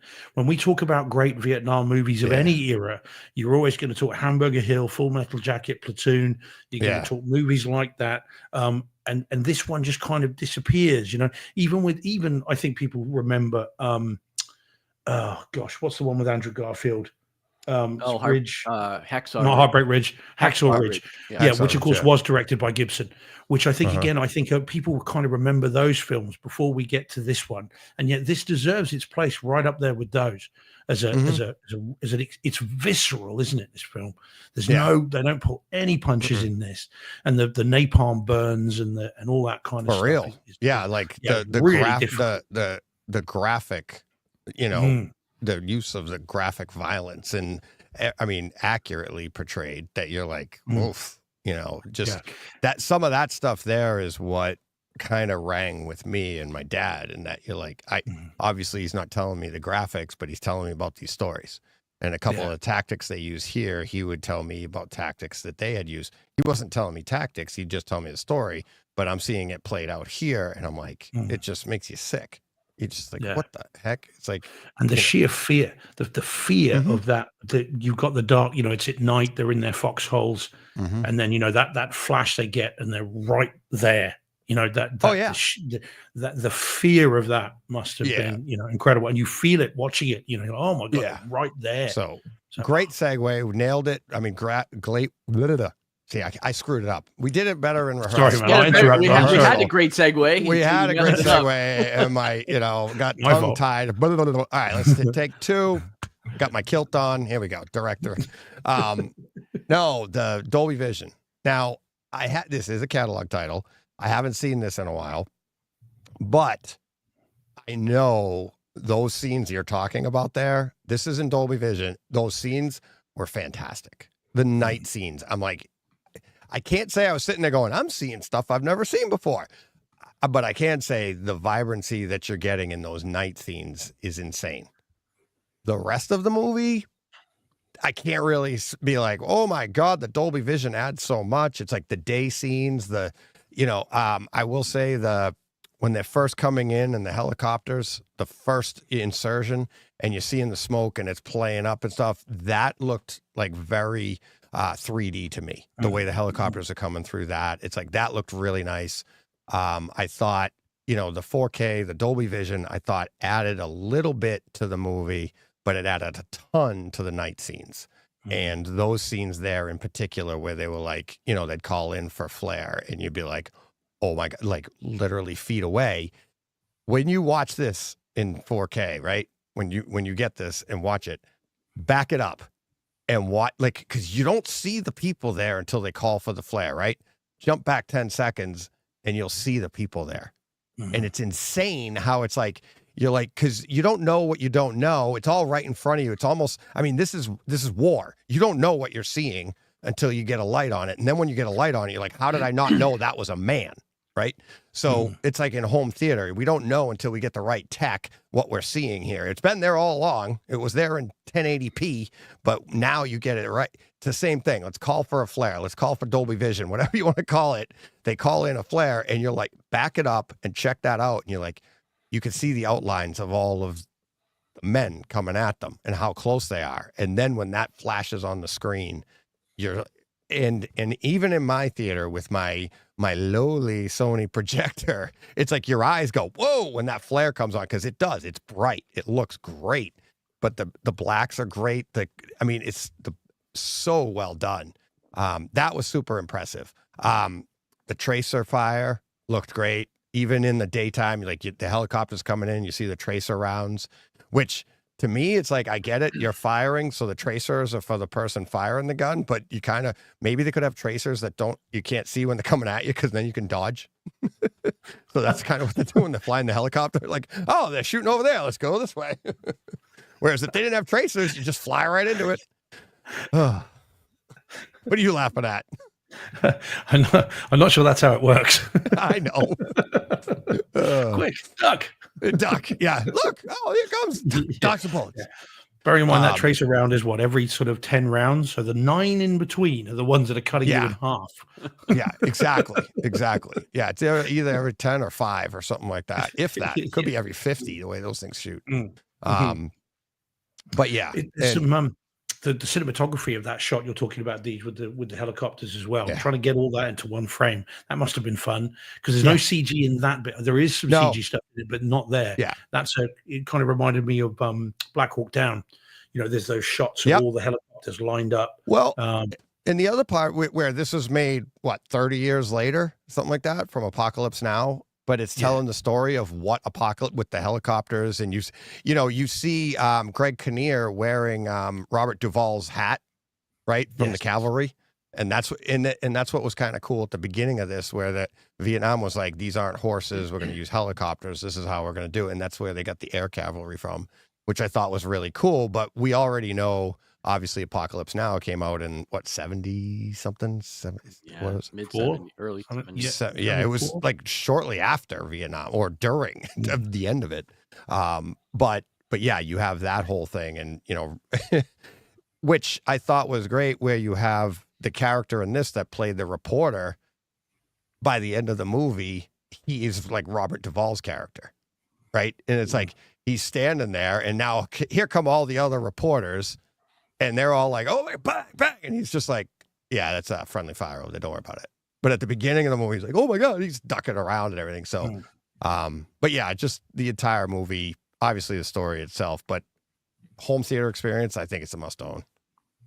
It's the sound itself. It's for anybody who wants to come over and tell you need Dolby Atmos, pop this in. And it's nice to have this as opposed to just always going to Christopher Nolan. Somebody else is doing it right as well. So that's pretty cool. So thanks for John. I mean, not like we wouldn't have seen it, but John, thanks for bringing this one up, because, it's an amazing experience, and tough watch. But you got to get back. I'll get back to it again. Over and over again, because that's what we do to ourselves. It'll be interesting to compare that to the Blu-ray, because the Blu-ray is in, I was just checking that as you were talking, is in 6.1 DTS ES. So it'd be interesting to compare what a 5.1 DTS HD track would sound like compared to a 6.1 DTS ES one. But yeah. I've heard, I can't confirm, I didn't look it up for myself, but I've heard it's a new master, a new version. So yeah. Nice. What do we got next? What do we want to go to next? Take your pick. We've got 3 there, so you can just grab one. I don't mind which one. Oh, yeah, we'll go with that. Let's have a little fun. Oh, yeah. After that. Okay, so this one then we have talked about before, because John, you reviewed this a while back, I think. Right, from the theater. Yes. So this is literally Beetlejuice 2. Beetlejuice. Yeah. So now I did not see this in theaters. I saw this at home for the first time in Cinema George, and this is the 4K disc in Dolby Atmos, 4K HDR, the full works. Missed it in theaters. Have you seen it yet, Deej? No. I know that. Okay. All right. I pre-purchased it. I've owned it since before you can own it. Nope, haven't seen it yet. Before they made it. Oh. But the good news is I didn't have to buy it twice. True. Or 8 times. Or 8 times. All right. So, okay. So now in terms, I don't think you could talk about the sequel without talking about your views of the first one. Now, I really do like Beetlejuice 1. And saw it in theaters, seen it many, many times. It's not a movie that I, watch a lot, but it is a movie that I really like, and I've always enjoyed its kind of quirkiness, and it's obviously just Tim Burton playing essentially, and so we came to this, and I came to this with some trepidation, because I was worried about how coming back to these characters all this time later would work, and whether it would be enjoyable or not. And I'm pleased to report I really enjoyed this, actually more than I thought I would. I like Monica Bellucci as the kind of bad guy, as it were, bad girl. She's very good in it. It's ultra quirky. More so, I think, than the first one. This one is really out there at times. But it is an enjoyable story. I was never bored. I was never kind of taken out of it. I was never thinking, oh, you know what, this is too quirky and I've kind of had enough of this. It actually is a lot of fun. And I think if you watch it in the right mood, and I did, you can have a lot of fun with it. So I'm very glad I've seen it. Now, in terms of, because I see the time, so we'll zip forward a little bit. Now, in terms of the video quality, at times, this is almost IMAX worthy footage. There are, I'm aware they shot lots of this in IMAX, and you can tell. And there are some beautiful shots. The movie's 185, so it fills your screen, and there are some beautiful shots of kind of autumnal streets and all the different, you know, leaves and everything else. And it looks gorgeous, you know, really transformative at times, not always, but most of the time. And the makeup effects look really, really good. Some of it is exceptional. So from a video perspective, it's very good. The Atmos audio is fantastic as well. And this film did something that no movie since I set up Cinema George has done quite so blatantly as this one. And I'll tell you what this was. So on the night that I watched it, someone else in the house was unwell, and they were not doing good at all. They'd gone to bed, and I was watching this, and there is a sequence in it where there is a wedding. And at this wedding, this is going to sound weird even as I say it, right? Yeah. But there is a wedding, and as part of this wedding, there are goats and sheep that are making noise. And there is, at the start of this wedding, there was a noise from over my left shoulder coming from the rear left speaker. And it sounded so much like someone screaming Steve that I stopped the film, turned off everything, went running from the room because I was thinking something serious has happened here. Went running up the stairs to find that person sound asleep. That's awesome. So I came back down. That's awesome. Put it all back on again. Put this bit back. It's a goat or a lamb off just going calling you. That's awesome. Yeah, just go, yeah. But to me, it sounded like Steve. Bear in mind, I was kind of listening out anyway. Correct. So now I've had a number of times where I thought it was raining outside, or a number of times where the doorbell's gone, and I thought, oh, that's what it is. Yeah. But I've never had a voice do it to me before. Never from a goat.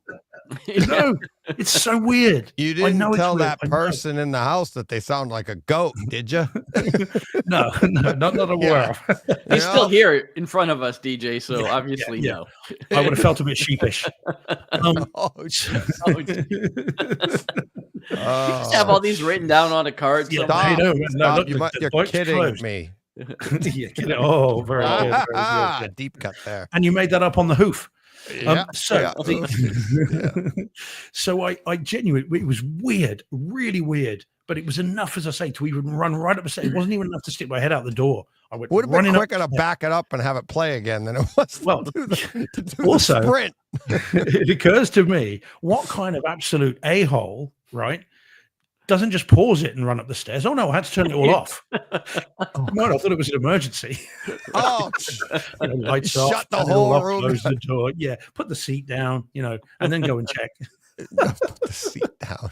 It just occurred to me, the footrest down. Yeah. It's not like you're on a toilet. My prime seating position is a toilet. That's how much I love movies. I don't go only crap ones. Yeah, exactly. That's never happened before. I mean, all the hundreds of movies I've seen in Cinema George since 2017. But so that added to the fun when I got back to it. God, that's funny. That's great. Yeah, so it's really good fun and much better than it should have been. A lot more enjoyable than it could have been. I thought it was good. You got some exercise in. I did. Yeah, I liked it a lot. Yeah. I think this was better than it should have been. Yeah, I'm looking forward to picking this up. Yeah. Of course, I don't own the first one, so I'm waiting for like a nice 2-pack. Yeah.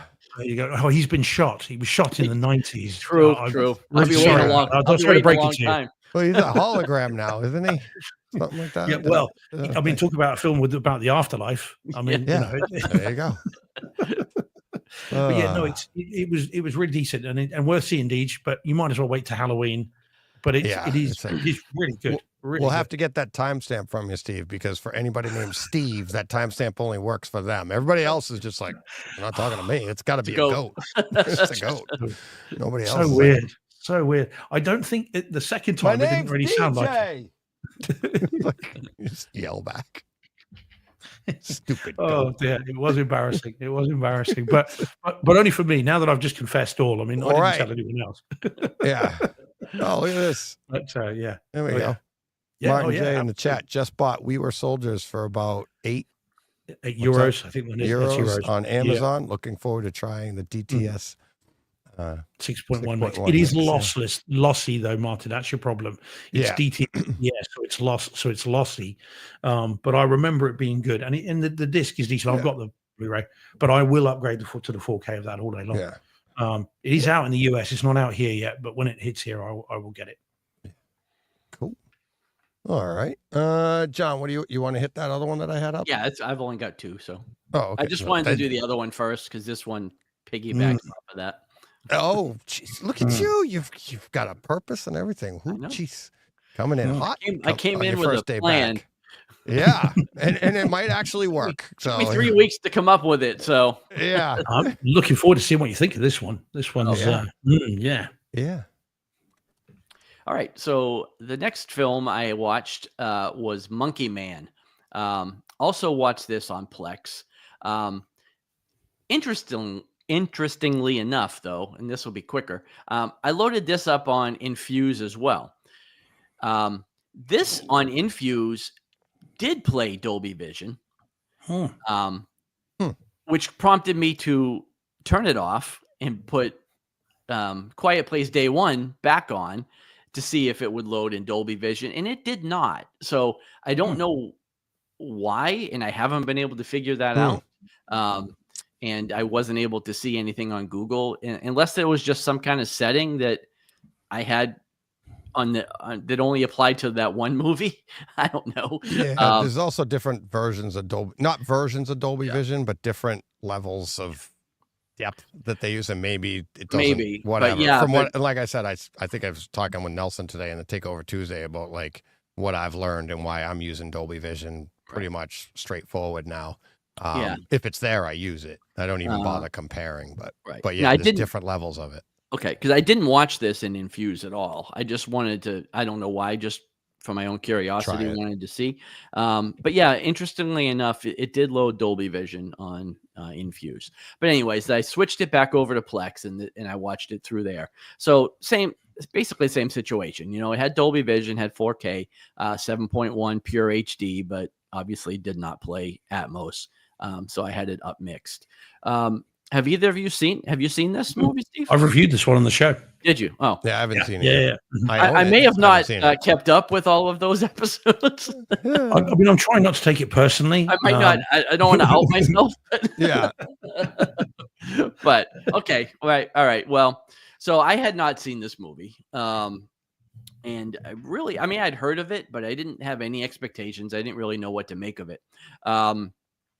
So presentation wise, again, I thought it was really, really good. The Dolby Vision, the picture was excellent. This one's a little bit darker, in tone and in like the visuals were darker. But I thought the picture quality was excellent. This one doesn't have the same dynamic score that Quiet Place has, but it had its moments. Like it had some moments where like the speakers really came alive, and I thought the upmixing, again, I thought the track was excellent. I'd be curious to watch this on the disc with Dolby Atmos and see if I was missing out on anything. But I don't imagine it was too much because, as we've said, the upmix Neural X does a pretty serviceable job, in replacing Atmos in most cases. As far as the movie itself, I enjoyed this. Again, I didn't really know what to make of it, and it wasn't exactly what I thought it was going to be. Because without giving too many spoilers, this guy was pretty inept in the beginning with his hand-to-hand combat skills. And it wasn't quite what I thought it was going to be when this movie started. And I will say I did have a bit of an issue with the pacing of this and the quickness of his character development. Because if you've watched this entire movie takes place in the span of about 30 days. And he goes through a big change in 30 days when it comes to, what he can do in the ring from minute one and what he can do when he's Jackie Chan at the end of this movie. Oh, jeez. And when I realized that it all took place in about a month, I was a little skeptical there. But all that being said, this was a fun movie. Like towards the end, when this thing really gets ramped up, it's really excellent. It's a lot of fun. The fight scenes are very well done. It had some things I've never thought I'd see in a movie with like kung fu fighting transvestites and, things like that I never expected to see. But yeah, I liked it.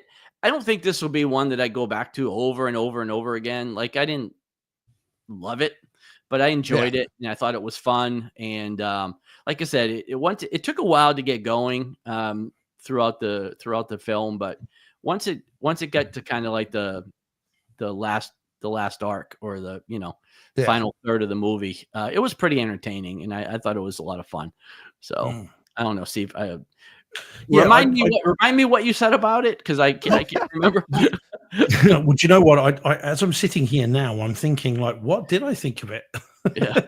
So I think you really liked it. That's why I have it. Yeah. I did like it. I think they sold it though, kind of on slightly under false pretense. I think they sold it as a bit of John Wick. Right. And I think it's much more than that. They do try to infuse it with cultural sensitivity and specificities and that kind of thing. And I mean, bear in mind, this is a directorial debut of Dev Patel, as Jordan says in the chat. And I was aware of it. It's a pretty ballsy debut. And bear in mind he's in it and all the rest of it, and so it's tricky to do. But no, it is good, and I did enjoy it. I'm struggling to kind of remember exactly what I loved about it, but I remember really enjoying it, and it does look great. I agree with you, it does. The nighttime stuff, all those kind of things look really, really good. And the fighting is great. I remember the audio being really good, but I am struggling though sitting here now. And I mean, it was weeks ago. I think we talked about it, Deej, or months ago even. I'm struggling to remember specifically what I thought of it, but I did enjoy it. And again, it would have been enough to recommend it, so it must have been better. But I can remember bits of it, but I'm not. I've seen a few films since then. That's kind of how I feel like I'll think of it in 2 months' time as well. Right. Yeah. I saw that. I just don't know that it will stick with me. I didn't I didn't really love it, but I did like it. And again, if you asked me in 2 months to, I would probably say, go ahead and give it a watch. But right. It won't be featuring for me next week. Put it that way. There we go.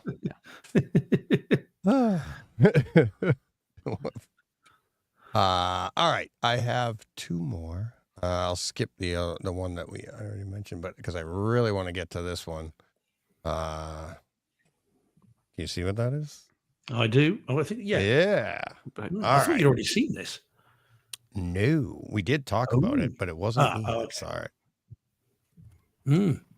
All right. So we're talking Kraven the Hunter. Dropped on Kaleidoscape today. Came out digitally. I think it's on for rental right now. I think that's all it is right now. Or maybe you can buy it digitally. I'm not sure. I didn't even look it up, but it did come out on Kaleidoscape today. So I grabbed it and was able to get it all in. I watched like half of it this morning. I was only going to watch a little bit of it. I've been very intrigued since Shane mentioned it when he was on a few weeks ago, and he said he really enjoyed it. He's like, it's the best of these movies, right? It's not like the best comic book movie, but it's like the best of like Sonyverse. The Sonyverse. And and I was like, oh, okay. It's rated R. It's 4K, Dolby Vision, Dolby Atmos, all of that. and right at the beginning, like you're into this movie. It was so funny. I came into it with a little bit more, maybe a little bit more enthusiasm because of what Shane said, that it wasn't half bad and it was pretty good home theater experience and stuff. He saw it in the theater, and but the hashtag dork guys, they hate this movie. They think it's like the only movie worse than this was Madam Web. Okay. They Oh, said. okay. They thought this was absolutely awful. Ryan Davies, like, the people that made this don't even know who Craven is. They completely botched the character. They've, now he's not wrong. I mean, I don't 100% agree with him, because he said, like they said on the show, like he's a villain, and maybe, but John could speak to it probably better than I can. But from what I remember, Craven is he was one of those, like, he was in the middle. Like, he was a villain, but he was like a mercenary. He was just a gun for hire. Right. And, just looking for a challenge. And it was, I mean, he ends up going in the comics, he ends up going after, quote, Spider-Man, because he's already hunted everything else on the planet and he has no more challenges left. So he's looking for the next challenge. And he literally had no beef with Spider-Man. It was just a challenge, right? This here, I don't mind what they did here. I actually very, very much enjoy the story. I actually like what they did with him. I like how they adapted his character to maybe present day, or whatever you want to call it, some ideals, whatever that they had in mind when they were writing this. But there's and John will remember this from C. So there's a lot. I'm not a huge fan of, like, guns. I understand why they exist. I don't want to own one myself. I don't like guns. I've never liked the idea of them, right? So when we were watching C, there was a line in, what was it, season 3 or something, John, where Baba Voss is being like, he's being like hunted in a building, and the guy goes, he goes, "Do you hear that?" He's like, "You know what that is?" And he had fired off a round. And in the movie C, it's like, basically goes back to the Stone Age and everybody's blind. So nobody really even knows what a gun is. Right. But Baba Voss played by Jason Momoa. He had one of my favorite lines, and he's like, "I know what a gun is. It's a weapon of choice for men with no balls." Right. And I was like, yeah. It's like, because if you like, fight me hand to hand. Anybody can pull out a gun and shoot it. And that's what I've always thought about guns. Anyways, so the line in this one is that, Sergey, which is Craven, as a young kid, him and his brother are out and that, on a safari or whatever with their father. Father wants to be a legend, and the younger brother goes, "I hope he gets one. I hope he gets what he's after or whatever, so he can be that legend and we never have to do this again." And Sergey turns to his brother and goes, "A true legend would fight fair, not with a gun, only with the tools you were born with." And I was like, all right, movie got me. Love it. I'm into this movie the rest of the way. And I was like, and that's like, I love the idea of it. I love the special effects. He jumps around. He does the whole thing. He literally in this movie moves like Spider-Man. And they explain all that away. I love it. Home theater wise, really good. Sony disc, the Sony disc. About 7, again, this is right at the beginning, about 7 minutes in, there's a bass wave when you watch, no spoilers, but there's a bass wave, literally, you'll know what I'm talking. I'm not saying like a bass wave, like a sweep, like there's a bass wave on the right side of your room that feels like it's coming at you on the right side of your room. It is so cool. I was like, I wasn't going to stamp this out at all, but when that happened, I was like, I got to write this down. I'm like, where are we here? We're like 7 minutes in. There you go. Really cool. Check that out. The Dolby Vision, the 4K, excellent. Plays well. There's a lot of dark scenes in this. There's a night scene by a campfire. The detail behind Russell Crowe in sitting by the campfire, the blue skies, the warm light on them, really, really accentuated. Looks really nice. There's a scene where eyes, we love that, the color of the eyes, that plays in, looks really, really good. About a half hour in, I think it was, there's a seagull flies behind you. While seagulls are flying all around, the ambient seagulls are flying all around the room, you hear one in particular flapping its wings all the way. It's like a, literal demo scene, like all the way around behind, from the left to the right behind you. And there's a distinct overhead scene, probably an hour and a half in, where they're shooting flares out of a helicopter, and you're looking up at them on the screen, but they're coming down on you, and it's in your overheads. Like you hear the all in your, and I was like, that is really, really cool. Very, very enjoyable movie. Very good home theater experience. I really liked what you call it, the Jared Leto, that home theater experience was Morbius. better. Morbius. Yeah, that home theater, because of the way they use the sound throughout that movie. But as a Craven fan, no one, like, having read the comics and all of that, I am not offended at all that they changed the character for this. And how they in the story, I thought it was fun. I agree with Shane. It's like, it was fun. Leave your comic book brain at the door if you want. And I thought, it's a fun comic book movie, fun character. And it's a shame. I'm like, at the end of it, I was like, damn, I wish I could get another one of these. But you're never going to. Well, no. Yeah. No. Because now it's done $1,030,000. Exactly. Exactly. Because you bought it. Exactly. Now, I'll be interested to see if Steve ever sees this. You're going to tear it apart. Oh. Russell Crowe and his Russian accent and all that. I'm like watching this movie and I'm like, well, Steve's never going to like this because I don't know if that's accurate or not, but he'll find something wrong. Well, I've got to get it though, Deej, because I've got all the others. I've got all the other Sony Cinemaverse, Spideyverse, whatever. So I'll get it just to see it. But I just go in as I did with Madam Web with expectations that are, subterranean. Yeah. And then it's like, then as long as the movie plays from start to finish, it's got to be better than what I was expecting. Yeah. And that's kind of how I go into them. And it's fine. And on that basis, I mean, Madam Web, I didn't hate it because I didn't hate it either, honestly. It was just right at the bottom, Yeah. So I think adjusting expectations is the way to see these. I'll get it. I'll definitely get it when it comes out. And again, it's a Sony disc. You can just watch it and not care about what's going on screen. Just enjoy the visuals and the audio. Have you seen it, John? No, I haven't. But same thing. When it's like a $10 disc, I'll buy it. I mean, I'm not gonna pay $30 for it. But I get what Ryan's saying as a comic book, as like his favorite character, like me, is Spider-Man, right? And this isn't that same character. It's loosely based, if you want to call it that, but it's still, I think if you, like Steve, if you don't know the character, you're not going to be offended at all. You're just going into, you'll walk out, that was fine. What was wrong? And I think that's where Shane came from. I don't think he knows who Craven is. He has no expectations of the character. So by the end of the movie, you're like, oh, pretty cool.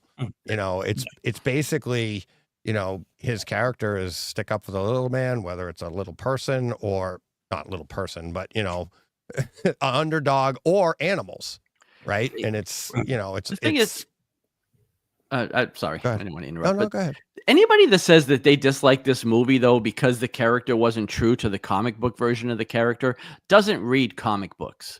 Because anybody that reads comic books for any period of time will know that the comic books aren't even true to the characters. These things change and evolve, and there's a new version of every character, every other issue in a comic book. So I guarantee you could find a version of this character in a comic somewhere. You know what I mean? Because whatever you don't like about it, don't say it's because it's not comic accurate, because comics aren't even comic accurate anymore. If these characters are any more than 3 or 4 years old, they've changed a dozen times or more over the years. You know how many versions of Batman and Superman and Spider-Man there are out there? And so that's not an argument that I would put any credence into.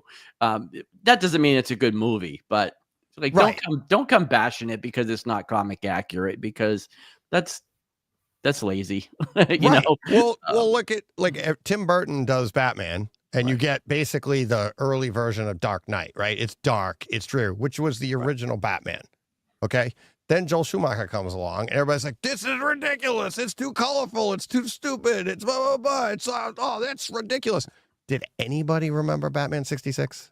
Well, and I was going to say, and if you look at Batman 66, that's what Batman was in the comics in the late 50s and early 60s. Yes. Like that was comic accurate for the time. Even though they went into it it was a comedy and it was supposed to be campy. Right. It was a thing, but that's the way Batman was. Batman wasn't always the Dark Knight. He started Right. that way, but then he went way away from that for a long time In the comics. In the Yeah. comics, and Yeah. then the 70s come and Neil Adams comes in and he's the Dark Knight again. So even that, look at Batman. So now, if you looked at Batman 66 and today, if you saw it for the first time today and said that's not comic accurate to Batman, how could anybody do that? Right. Well, it was. It was at that time pretty accurate. And it was an interpretation right. for television, for entertainment purposes, which Right. is what all of this is. And that's why I was just like, oh, okay. And that's how I felt about this. I was very entertained. I love, like, something's going to grab at you, resonate with you. And it's like that entire, like the lines that I heard early on resonated. And I'm sure it's probably going to resonate with people, animal lovers, because he's a hunter, but they don't get into the whole backstory. You don't know, like, because they jump from when he's a certain age, like a teenager, all the way to maybe he did hunt everything on the planet in between. And now he's doing this, you don't know. So but yeah, and there's some cool lines. It's like, I'm a hunter. I hunt people.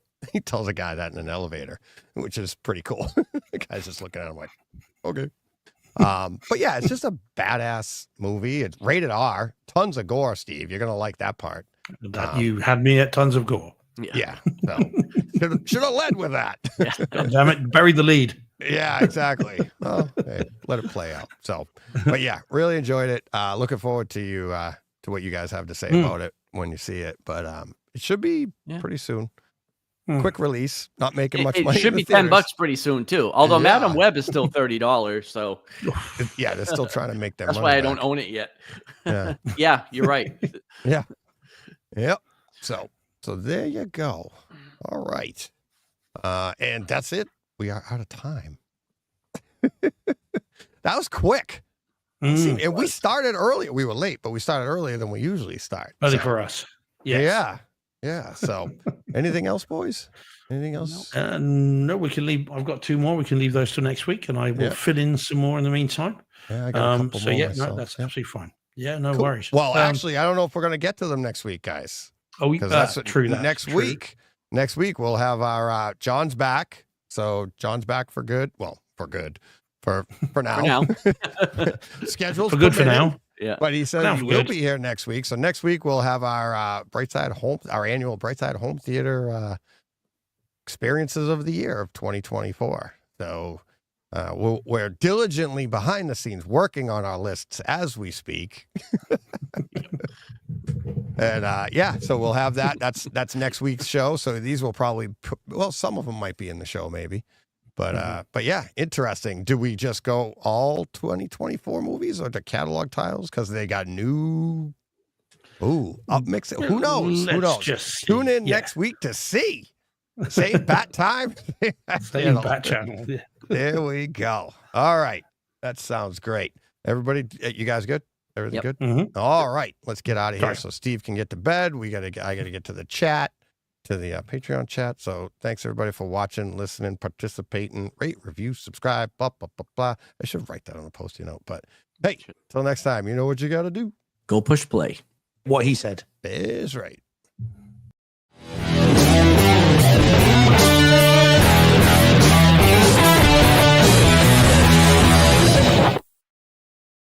Hey, Fred. This has been a Hey Fred production with theme music by Jeff Bernhardt and Throne Vault Productions.